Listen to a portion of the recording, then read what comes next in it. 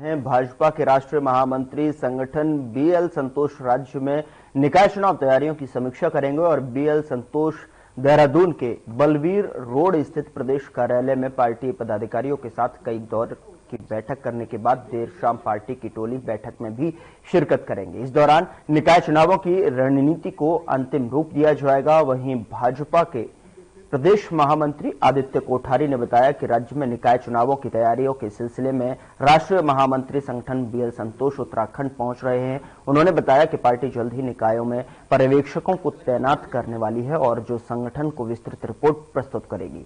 आरक्षण पर स्थिति साफ होते ही प्रत्याशी चयन के काम को अंतिम रूप दिया जाएगा।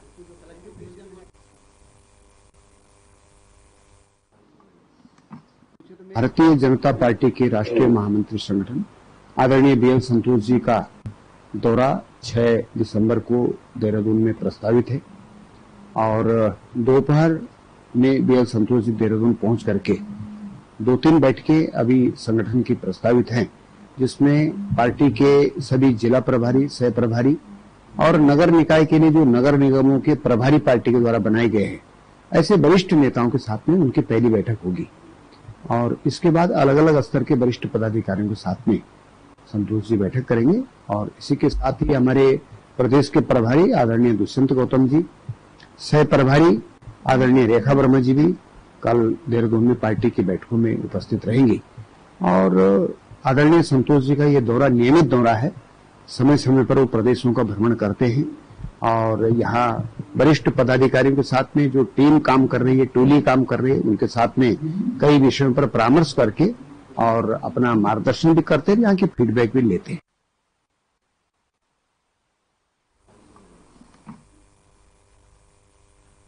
उधर उत्तराखंड की धामी सरकार बेहतर कर जो है आदायनी जो है की जाएगी। राज्य और राज्य के विकास में भागीदारी करने वाले राज्य के 160 व्यापारियों को सम्मानित करेंगे। आपको बता दें कि वित्त मंत्री डॉक्टर प्रेमचंद अग्रवाल ने पंजीकृत व्यापारी सम्मान योजना को मंजूरी दे दी है और इस योजना में व्यापारियों का जिलेवार चयन किया जाएगा।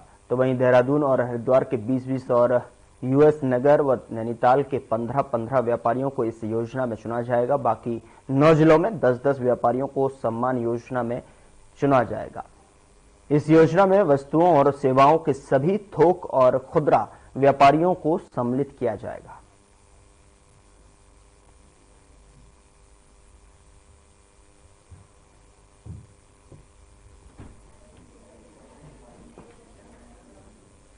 तो 160 व्यापारियों को सम्मान मिलेगा।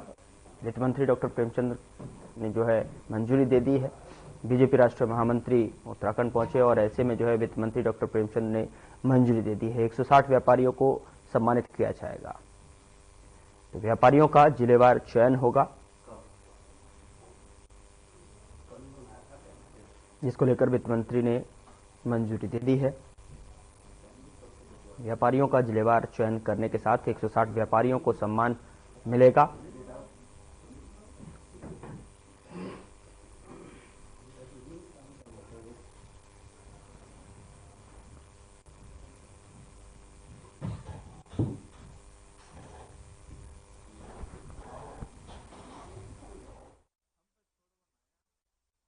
देखिए, आप जानते हैं कि हम लोग और माननीय मुख्यमंत्री जी के मार्गदर्शन में अपने अपने विभागों में एक नवाचार करने का काम करते हैं।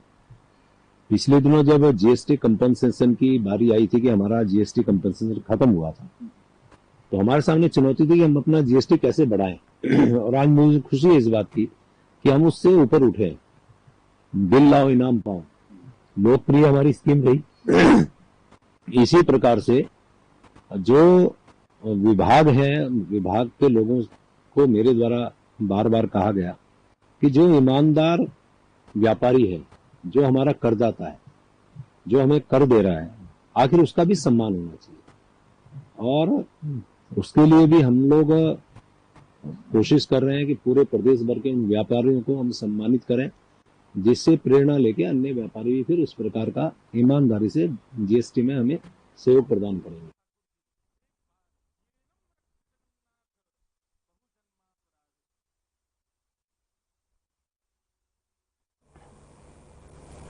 उधर खेल मंत्री रेखा आर्य ने राष्ट्रीय खेल सचिवालय देहरादून में विभागीय अधिकारियों की बैठक ली और इस दौरान उन्होंने अधिकारियों को जरूरी निर्देश दिए हैं। बैठक में 38वें राष्ट्रीय खेलों की तैयारियों पर चर्चा की गई है। मंत्री रेखा आर्य ने बताया कि बैठक में 38वीं राष्ट्रीय खेलों की तैयारियों पर चर्चा की गई। इसके लिए उन्होंने 30 दिसंबर तक सभी तैयारियां पूरा करने के निर्देश अधिकारियों को दिए गए हैं। और साथ ही आपको बता दें कि वहीं बैठक में उन्होंने मुख्यमंत्री पुष्कर सिंह धामी की खेल पुरस्कार राशि दोगुना करने और भोजन भत्ता बढ़ाने की घोषणा के बाद भी आदेश न होने पर नाराजगी जताते हुए जल्द इस संदर्भ में आदेश कराने को कहा है।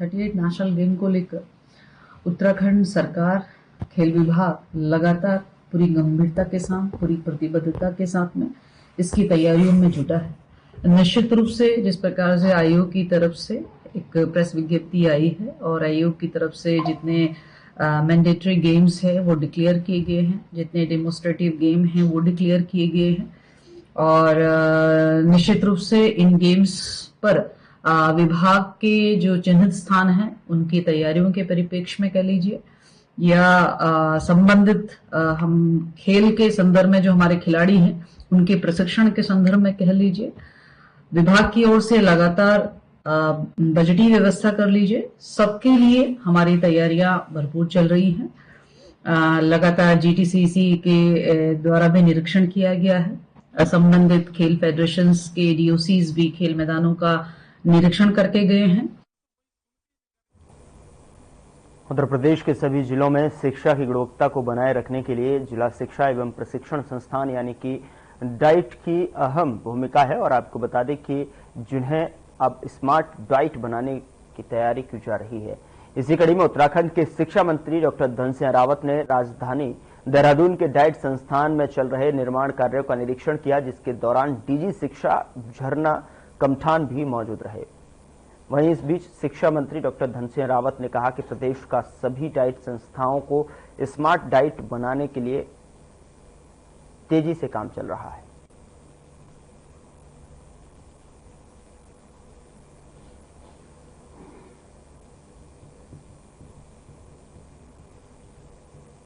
हम प्रदेश में जितनी भी डाइट है हमारे, उनको स्मार्ट डाइट बना रहे हैं सभी जगह।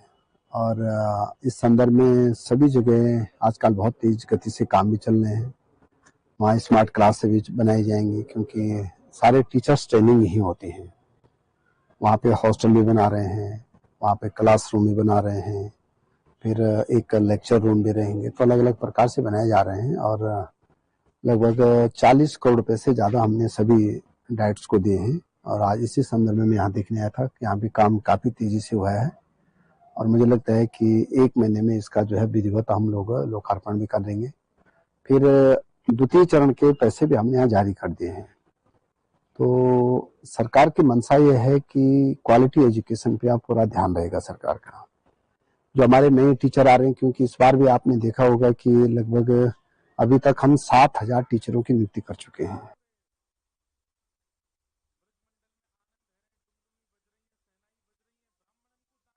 यहां रुक रहे एक छोटे से ब्रेक के लिए। ब्रेक के उस पार खबरों का सिलसिला लगातार जारी है।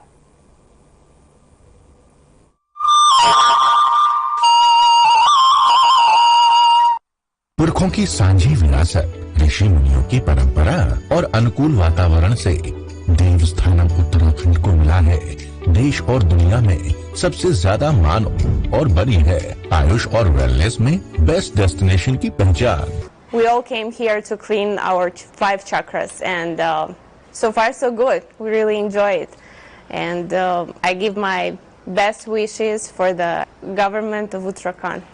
उत्तराखंड सरकार का संकल्प है कि आयुष और वेलनेस की समृद्ध प्राकृतिक और सांस्कृतिक विशेषताओं से प्रत्येक व्यक्ति को जोड़ा जाए और सर्वोत्तम सेवाएं प्रदान की जाएं। देवभूमि उत्तराखंड में 300 से ज्यादा आयुष और वेलनेस सेंटर संचालित किए जा रहे हैं, जिसमें प्राकृतिक आयुष उपचार और योग प्रदान किया जा रहा है। मेरे पाँव की हड्डी भी थोड़ी बढ़ गई थी और वो पंचकर्म भी मैंने कराया है और मेरा सारा ट्रीटमेंट यहाँ पे मुफ्त हुआ है और उसमें मुझे 90% फायदा हुआ है। राज्य में पहली बार इवनिंग ओपीडी भी संचालित की जा रही है, जिसमें प्रकृति परीक्षण और ऋतुचर्या के अनुसार गैर संक्रामक रोगों और गंभीर बीमारियों का उपचार किया जा रहा है। मेरे को MND था, मोटर न्यूरॉन डिजीज, जिसमें मुझे नसों में झंझनाहट होती थी और मेरा राइट हैंड वर्क नहीं कर पाता था। मैं पिछले 20 दिनों से यहाँ पर मात्रावस्थी और मरम चिकित्सा ले रहा हूँ, जिससे मुझे 50 से 60% रिमूव हो पा रहा है, आराम मिल पा रहा है। प्रधानमंत्री नरेंद्र मोदी के आह्वान पर इंटरनेशनल योगा डे का उत्तराखंड में सफल संचालन होता है। उत्तराखंड सरकार डिजिटल कार्यक्रम आयुर्वाणी और आयुर तरंगिनी मैगजीन के माध्यम से योग और आयुष से जुड़ी जानकारी जनता के बीच पहुंचा रही है। मुख्यमंत्री पुष्कर सिंह धामी के संकल्प से आयुष और वेलनेस में निवेश के द्वार खुले हैं। सांझी विरासत को संजो रही है उत्तराखंड सरकार। आयुष और वेलनेस है स्वस्थ जीवन शैली के आधार।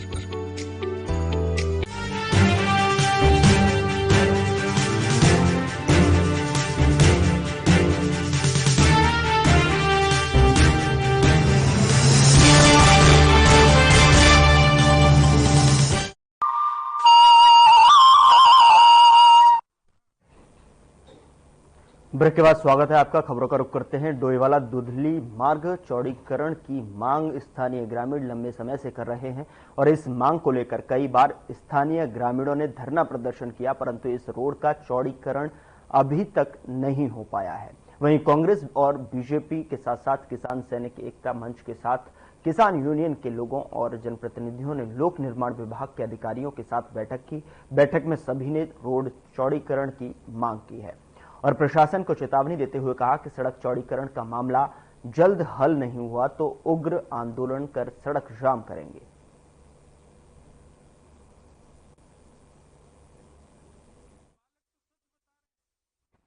और जैसा उन्होंने बताया, इस बार भी जो 10 सड़कों के देखिए, आरोप प्रत्यारोप तो चलते रहते हैं, लेकिन मुख्य विषय जो है दुधली डोईवाला जो मार्ग है, ये महत्वपूर्ण मार्ग है। इसके चौड़ीकरण की जो मांग लंबे समय से चली आ रही है और ये माननीय मुख्यमंत्री जी की घोषणा में भी ये सड़क है। कुछ टेक्निकल इश्यूज थे, उनकी वजह से इसमें विलंब हुआ है। कुछ बजट का जो प्रावधान था, वो जिस रूप में विभाग ने अपना एस्टीमेट बना करके दिया था, शायद उसमें कुछ टेक्निकल फॉल्ट्स थे और उनको दुरुस्त करने में थोड़ा समय लगा है। और मैं समझता हूं कि माननीय मुख्यमंत्री जी, जो हमारे इस प्रदेश के युवा मुख्यमंत्री हैं, माननीय पुष्कर सिंह धामी जी, उनके नेतृत्व में पूरे प्रदेश का त्वरित गति से विकास भी हो रहा है और ये देहरादून की महत्वपूर्ण सड़क है। निश्चित रूप से ये भी शीघ्र ही बनने जा रही है। जो विभाग के एस्टीमेट संबंधी टेक्निकल इश्यूज थे, वो क्लियर कर लिए गए हैं और अतिशीघ्र इस रोड पर कार्य प्रारंभ हो जाए। दुधली क्षेत्र के सभी ग्रामीण जनप्रतिनिधि यहाँ दुधली में बैठक करी हम लोगों ने, और जिसमें PWD के पदाधिकारी भी रहे, सरकार की तरफ से प्रतिनिधि भी यहाँ मौजूद रहे। और जो मांग है हमारी काफी समय से, जो ये दुधली मार्ग है, देहरादून से डोईवाला को जोड़ता हुआ जो ये मार्ग है, आधे मार्ग तो कुछ समय पहले निर्माण किया गया था, मगर करीब 6 किलोमीटर जो सड़क है वो उसका चौड़ीकरण नहीं किया गया। बहुत बार यहाँ के ग्रामीणों ने आंदोलन किया, सड़क पे जाम किया। कुछ समय पहले भी, करीब 15-20 दिन पहले भी जाम किया गया था, तो सबको आश्वासन दिया गया था कि जल्द ही सड़क का निर्माण किया जाएगा, मगर आज तक कोई निर्माण कार्य शुरू नहीं किया गया है, जिसको लेकर एक बैठक हुई। और बैठक में भी जो अधिकारी थे, उनके द्वारा यही कहा जा रहा है कि ये योजना स्वीकृत मुख्यमंत्री जी ने की थी और उस पर जल्द ही काम किया जाएगा। तो ये तो सिर्फ आश्वासन है। इस रोड की घोषणा 2014 में हुई थी, उसके बाद ये रोड पूरी नहीं हो पाई और लगभग 6-6.5 किलोमीटर अभी भी ये इसका चौड़ीकरण का काम अभी शेष है। पिछले दिनों जब कई सारे एक्सीडेंट हो गए थे, कई लोगों ने अपनी जान दे दी, तो लोग आक्रोशित थे, प्रदर्शन किया और चक्का जाम हुआ। उस चक्का जाम में तहसीलदार साहब, PWD के अधिकारी मौजूद थे और भारतीय जनता पार्टी के एक बहुत ही वरिष्ठ नेता ने माननीय मुख्यमंत्री से फोन पे उस समय बात करी और ये आश्वासन क्षेत्रवासियों को दिया था कि 15 दिन में हम आपकी रोड का काम शुरू कर देंगे। लेकिन जहां पे आज से 1.5 साल पहले ये छोड़ के गए थे, आज भी ये वही है। तो मजबूरन अब ये स्थिति हो रही है कि जब 10 काम माननीय मुख्यमंत्री जी हर विधायक से मांग रहे हैं, क्या कारण है? क्या ये काम दुधली मोथरावाला मार्ग का जो काम जरूरी नहीं है? पूरा प्रदेश इस रोड को इस्तेमाल करता है और विधायक जी को क्या कारण है कि विधायक इस क्षेत्र को बिल्कुल ही अनदेखा कर रहे हैं? ऐसा सर, ये मुख्यमंत्री घोषणा है और ये जो मार्ग है चौड़ीकरण का, इसका एस्टीमेट जो है शासन को प्रेषित किया जा चुका है और जैसे ही स्वीकृत हो जाएगा हम तुरंत इसमें कार्रवाई स्टार्ट कर देंगे। ग्रामीण आंदोलन की बात कर रहे हैं, क्या माना है, कब तक स्वीकृति मिल जाएगी और कब? अब ऐसा मैं भी जो है उच्च अधिकारी को इसमें आज की मीटिंग के बारे में अवगत करा दूंगा और जो भी समस्याएं हैं उनको अवगत कराते हुए इस पर आगे जो है आगे अपने स्तर से आगे भी कार्रवाई करें शासन, जिससे जल्दी से जल्दी ये स्वीकृत हो जाए। सर क्या अभी तक उच्च अधिकारी उनके पूरे नॉलेज में है सर, अब ये शासन स्तर का मामला है सर, थोड़ा सा उसमें जो भी टाइम लग रहा है और इस वजह से जो है जैसा उस पर और आगे तेजी से कार्रवाई करें जिससे कि वो शासन स्तर पर जा करके स्वीकृत हो। क्यों लग रहा है, फिर भी काफी टाइम हो गया यहाँ पर? इस बारे में तो शासन पे जैसे होगा तभी हो पाएगा।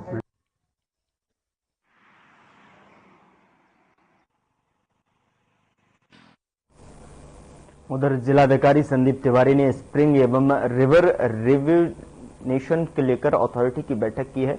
आपको बता दें कि रिजुविनेशन अथॉरिटी ने बैठक करने के साथ साथ प्राकृतिक जल स्रोत, नौले, धीरे और नदियों के साथ साथ जल संरक्षण एवं संवर्धन को लेकर किए जाने वाले प्रस्तावित कार्यों की समीक्षा की गई। बैठक में समिति की ओर से 10 योजनाओं को स्वीकृति प्रदान की गई है और इस दौरान जिलाधिकारी ने निर्देशित किया कि वन, सिंचाई और पेयजल विभाग मिलकर जनपद में जल संवर्धन के लिए चिन्हित जल स्रोतों के पूरे क्षेत्र का तकनीकी सर्वेक्षण करते हुए ठोस योजनाओं के प्रस्ताव तैयार करें। उन्होंने विभागीय अधिकारियों को प्रस्तावित योजनाओं के आउटकम के साथ में प्रस्ताव प्रस्तुत करने की बात कही है। साथ ही उन्होंने राज्य स्तर पर स्वीकृति के लिए भेजी जाने वाली योजनाओं की विस्तृत रिपोर्ट उपलब्ध कराने के आदेश दिए।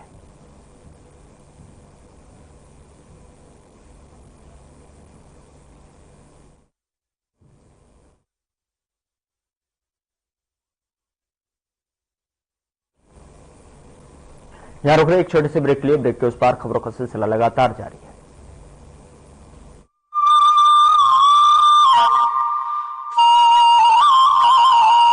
उत्तराखंड में बागवानी से सशक्त हो रहे हैं किसान, बन रही है उन्नत प्रदेश की विशिष्ट पहचान। मुख्यमंत्री पुष्कर सिंह धामी के संकल्प से किसानों की आय में जबरदस्त मुनाफा, फल और सब्जियों में पौष्टिकता, विकास के अंत्योदय सफर की कहानी लिख रही है। मुख्यमंत्री एकीकृत बागवानी विकास योजना के तहत किसानों को समृद्ध बनाने के लिए कोल्ड स्टोरेज पर 50% सब्सिडी अथवा 7,50,000 रुपए तक और रेफ्रिजरेटर वैन पर 50% सब्सिडी अथवा 13 लाख रुपए तक दिए जा रहे हैं।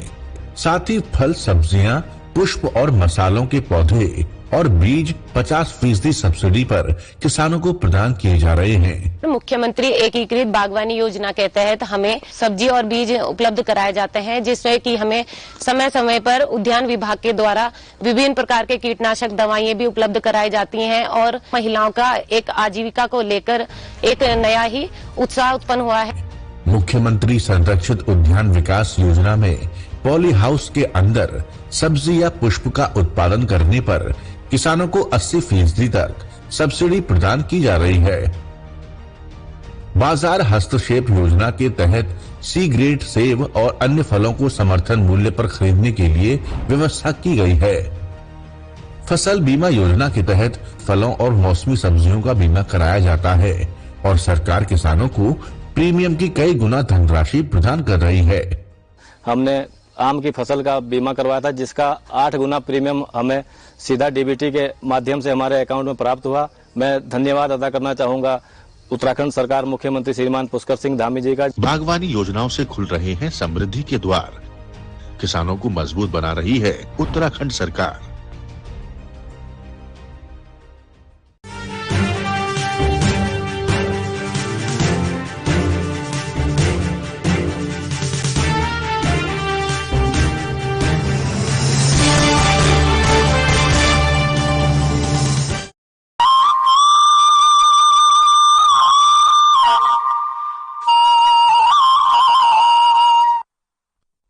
ब्रेक के बाद स्वागत है आपका। खबरों का रुख करते हैं। खबर चमोली से है, जहां पर जिलाधिकारी संदीप तिवारी ने जल जीवन मिशन के अंतर्गत संचालित कार्यों की प्रगति समीक्षा की और उन्होंने जल संस्थान और जल निगम को जल जीवन मिशन स्वीकृति योजनाओं को तेजी से पूरा करने के निर्देश दिए हैं। उन्होंने जल निगम और जल संस्थान कर्णप्रयाग के शेष स्कीमों को जल्द ही करने के साथ साथ हर घर जल सर्टिफिकेशन में तेजी लाने के निर्देश दिए हैं। वहीं जिलाधिकारी ने निर्देशित किया कि जल जीवन मिशन के तहत संचालित योजनाओं को गुणवत्ता के साथ मिशन मोड में पूरा किया जाए। जो योजनाएं पूर्ण हो गई हैं उनका एनजीओ के माध्यम से शीघ्र जियो टैगिंग कराया जाए।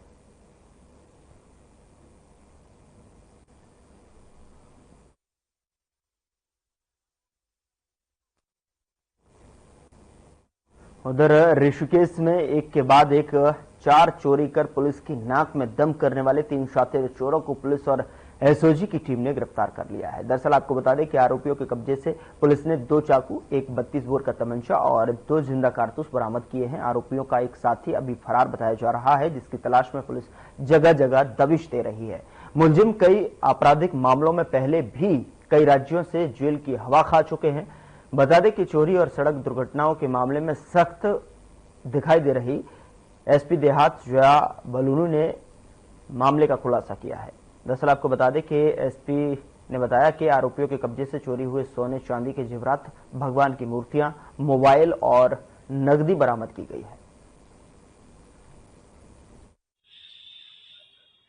पिछले कुछ दिनों से ऋषिकेश कोतवाली में नकबजनी और चोरी के लगातार घटनाएं हो रही थी, जिसमें 4 मुकदमे दर्ज किए गए थे और हमारी टीम लगातार ही इनकी गिरफ्तारी के लिए और चोरी के खुलासे के लिए प्रयास कर रही थी।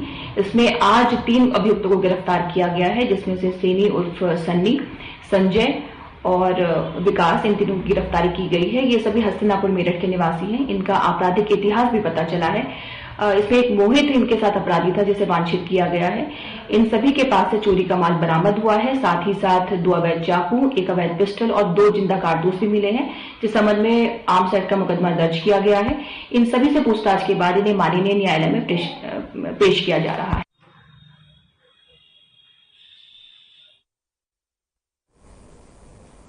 आज 6 दिसंबर को देश भर में महापरिनिर्वाण दिवस मनाया जा रहा है। बता दें कि भारतीय समाज के लिए ये एक महत्वपूर्ण दिन है। इस दिन हम भारतीय संविधान के जनक डॉक्टर भीमराव अंबेडकर की याद में उनके योगदान और जीवन के आदर्शों को श्रद्धांजलि अर्पित करते हैं। उत्तराखंड के मुख्यमंत्री पुष्कर सिंह धामी ने बाबा साहेब डॉक्टर भीमराव अंबेडकर की पुण्यतिथि पर मुख्यमंत्री आवास में उनके चित्र पर श्रद्धा सुमन अर्पित कर श्रद्धांजलि दी। तो वहीं मुख्यमंत्री ने कहा कि भारतीय संविधान के शिल्पकार और महान समाज सुधारक, भारत रत्न से अलंकृत बाबा साहेब डॉक्टर भीमराव अंबेडकर का संपूर्ण जीवन संघर्ष, समानता और सामाजिक न्याय की अद्वितीय मिसाल है।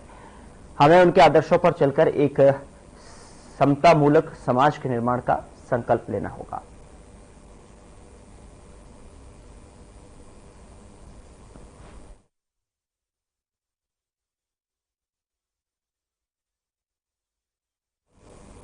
उधर उत्तराखंड में आगामी दिनों में निकाय चुनाव होने की संभावना है, जिसको लेकर राजनीतिक दलों ने अपनी कमर कस ली है। दरअसल आपको बता दें कि कांग्रेस ने बीते दिनों निकाय चुनाव, पंचायत चुनाव और सहकारिता चुनाव को लेकर जिला प्रभारियों की नियुक्ति की थी और ऐसे में अब कांग्रेस में बैठकों का दौर शुरू हो चुका है। कांग्रेस प्रदेश संगठन उपाध्यक्ष मथुरा दत्त जोशी ने बताया कि कांग्रेस कमेटी ने निकाय चुनाव, पंचायत और सहकारिता चुनाव को लेकर प्रभारियों की नियुक्ति की थी और प्रभारी अब अपने अपने क्षेत्र में जाकर बैठेंगे और बैठकें करेंगे और साथ ही प्रभारी आगामी 1 हफ्ते के अंदर चुनावी संबंधित जो है रिपोर्ट तैयार कर जो है आगे सौंपेंगे।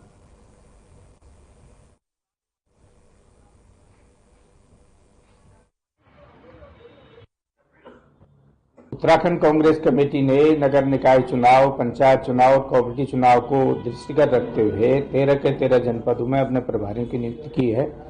अधिकांश प्रभारी गणों ने जिलों में जाकर बैठकें भी की हैं और बैठकें गतिमान भी हैं और 1 हफ्ते के अंदर अंदर सारे प्रभारी गण जिलों में जाकर जिला कांग्रेस कमेटी के माध्यम से नगर निकाय, पंचायत और कोऑपरेटिव चुनाव के संबंध में कांग्रेस के कार्यकर्ताओं से राय मशवरा करेंगे और जो भी फीडबैक आएगा उसको प्रदेश कांग्रेस कमेटी को देंगे। उसके बाद प्रदेश कांग्रेस कमेटी अग्रतर कार्रवाई करेगी।